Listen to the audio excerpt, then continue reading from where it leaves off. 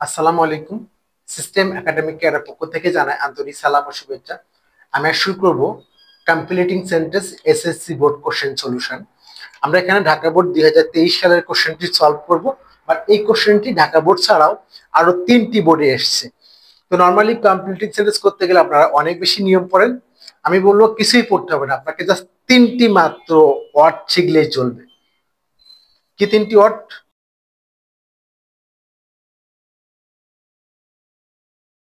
দেখেন, আপনি যদি জাস্ট এটা শিখেন যে comma and that, comma and that বা দ্যাট টাইপের কোনো রিলেটিভ প্রোনাউন যদি থাকে তাহলে বাম সমান ডান, বাম সমান ডান, অর্থাৎ বাম দিকে যেমন হবে ডান দিকে থেকে একই রকম হবে। আর বাকি হয় যদি প্রেজেন্ট হয় তাহলে পাস্ট, পাস্ট হলে পাস্ট পারফেক্ট, পাস্ট পারফেক্ট হলো ফার্স্ট। এই মাত্র একটা স্ট্রাকচার দিয়ে আপনি সবগুলা কমপ্লিটিং সেন্টেন্স একদম অনায়াসে আপনি করতে পারবেন। তো যারা আমার চ্যানেলটাকে সাবস্ক্রাইব করেন তারা অবশ্যই সাবস্ক্রাইব করবেন। শুরু করবো আমার আজকের ক্লাসটি। Okay, SSC completing sentence Dhaka board 2023 সাল। এছাড়া আপনারা আমার চ্যানেল থেকে পাবেন যে কোনো ন্যারেশন, 3টি মাত্র শব্দ দিয়ে যে কোনো ন্যারেশন করার ক্লাস ভিডিও, সবগুলা বোর্ড কোশ্চেন ইনশাআল্লাহ সলভ করা আছে। ওকে, প্রথম কোশ্চেনটি দেখেন, এখানে দেওয়া আছে ইন্ডাস্ট্রি ইজ দ্য কি টু সাকসেস। অধ্যবসায় হলো সফলতার চাবিকাঠি।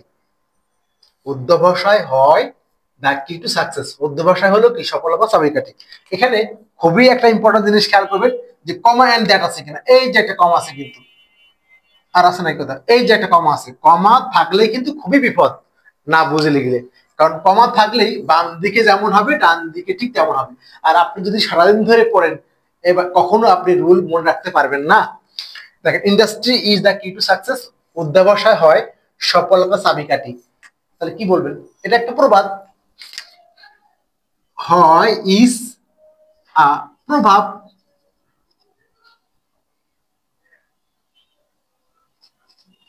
কাজ শেষ, অথবা ইজ আ প্রভাব, সেই বলা যায়। তাহলে দেখেন, ইন্ডাস্ট্রি ইজ দ্য কি টু সাকসেস, ইজ আ প্রভাব। অধ্যবসায় হলো কি সফলতা চাবিকাঠি। ওকে, পরের বাক্যটি তাহলে দেখেন, অধ্যবসায় হয় চাবিকাঠি সফলতা, হয় একটি প্রভাব।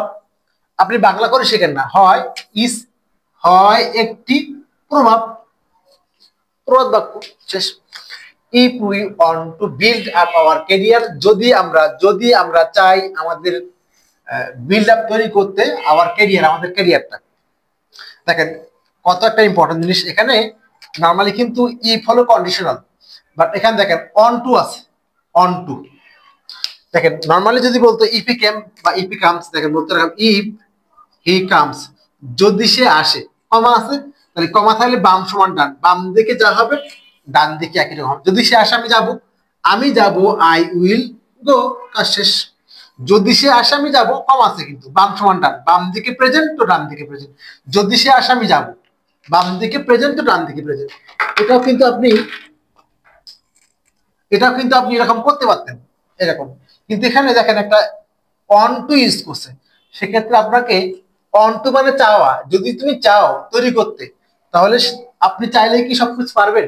খুবই ইম্পর্টেন্ট বোঝার বিষয় আছে। যদি অন টু না থাকতো, অর্থাৎ চাওয়া অর্থ না বলতো, তাহলে আপনাকে শ্যাল উইল এগুলা নিয়ে আসা লাগতো মাস্ট বি।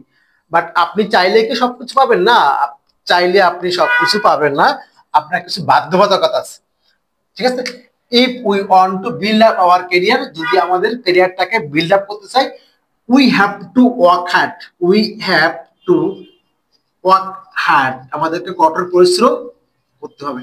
এই যে দেখেন, এই হ্যাভ টু মানে কিন্তু, এটা কিন্তু হ্যাভ টু মানে হলো বাধ্যবাধকতা। হ্যাভ টু মানে কি? বাধ্যবাধকতা, আমাদেরকে কঠোর পরিশ্রম করতে হবে। যদি এখানে অন টু না ইউজ করতাম তাহলে কিন্তু হ্যাভ টু ইউজ করতাম না, আমরা উইল নিয়ে আসতাম। যদি সে চায় বিল্ড আপ করতে, যদি সে চায় বিল্ড আপ করতে, সে কঠোর পরিশ্রম করবে বা করা উচিত। ক্লিয়ার? বাট এখানে আছে চায়, তাহলে বাধ্যবাধকতা, করতে হবে কঠোর পরিশ্রম। ওকে, আশা করি বুঝতে পারছেন। কম আছে কিন্তু দেখেন এখানে অন প্রেজেন্ট ফর্ম, এই যেখানে প্রেজেন্ট ফর্ম বসছে, খুব খেয়াল করবেন। কম আছে কিন্তু, we can reach our expected destination, আমরা পারি পৌঁছাতে আমাদের প্রত্যাশিত গন্তব্যে। কিভাবে? কঠোর পরিশ্রম দ্বারা। বাট বাক্যের ফার্স্টে আমরা কোনো নাউন করতে গেলে ভার্ব প্লাস আইএনজি কাজ করে নাউন, তাকে বলে জেরান্ড। GERUND, এই যে জেরান্ডের মধ্যে এন আছে, নাউনের মধ্যে এন আছে। ভার্ব প্লাস আইএনজি কাজ করে নাউন, তাকে বলে জেরান্ড। এখানে we can reach our expected destination, আমরা পৌঁছাবো আমাদের গন্তব্যে। কখন? যদি আমরা কঠোর পরিশ্রম করি। বাট এখানে কিন্তু আপনি লিখতে পারবেন, বাট আপনি আরো সহজ করে লেখেন, যদি আপনি কঠোর পরিশ্রম করেন তাহলে আপনি পৌঁছাবেন আপনার গন্তব্যে। আরো সহজ করে বলেন, কঠোর পরিশ্রম দ্বারা আপনি পৌঁছাবেন আপনার গন্তব্যে। টু ওয়ার্ক হার্ড লিখতে পারেন, অথবা by walking hard, walking hard, কঠোর পরিশ্রম দ্বারা। একটু খেয়াল করে দেখেন তো আপনি, এখানে কঠোর পরিশ্রম দ্বারা তুমি পৌঁছাবে বা তুমি পারবে, ঠিক আছে।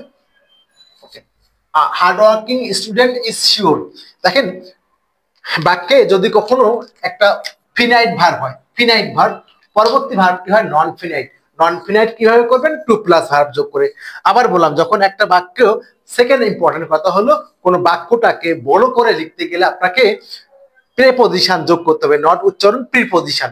আমরা কিন্তু এই লেভেলে সবাই বলি প্রিপজিশন। আপনি মার্কেটে ভালো ভালো বই পড়ে দেখবেন, অবশ্যই উচ্চারণ হলো প্রিপজিশন, না জেনে ভুল ধরবেন না। ওকে, দেখেন তাহলে এখানে কি হলো, এখানে স্টুডেন্ট ইজ, এটা হলো ফিনাইট ভার্ব। তাহলে আপনি পরেরটা কি ইউজ করবেন? নন ফিনাইট। কিভাবে করবেন? টু যোগ করে দিবেন। ইজ শিওর টু, একজন কঠোর পরিশ্রমী ছাত্র is sure to succeed in life. SUCCEED। এই যে সাকসিড দেখে কিন্তু ইন লাইফ, আমি শেষ করি আগে, ইন লাইফ, এই সাকসিড দেখে কিন্তু মনে করেন না পাস না, টুর পরে প্রেজেন্ট ফর্ম বসে। ব্যতিক্রম হলো with a view to, look forward to, get use to, mind পার্থ, can not help, could not help, এগুলোর পরে আইএনজি বসে। অন্তত আপনি একটা মনে রাখেন, উইথ এ ভিউ টু, টুর পরে অল টাইম প্রেজেন্ট ফর্ম। তাহলে এখানে তো মনে হচ্ছে ইডি পাস্ট ফর্ম, না, এখানে পাস্ট ফর্ম না। সাকসেস হলো নাউন, SU আমি এখানে লিখে দিলাম, এখানে SUCCES, সাকসেসটি নাউন, সাকসেসফুল SUCCESFUL, সাকসেসফুল হলো কি, সরি, সাকসেস হলো, এটা হলো অ্যাডজেক্টিভ। আর সাকসিডেড SUCCEED, এটা হলো কিন্তু ভার্ব। এর মধ্যে আবার ইডি যোগ করলে কি হবে? Past participle. ক্লিয়ার?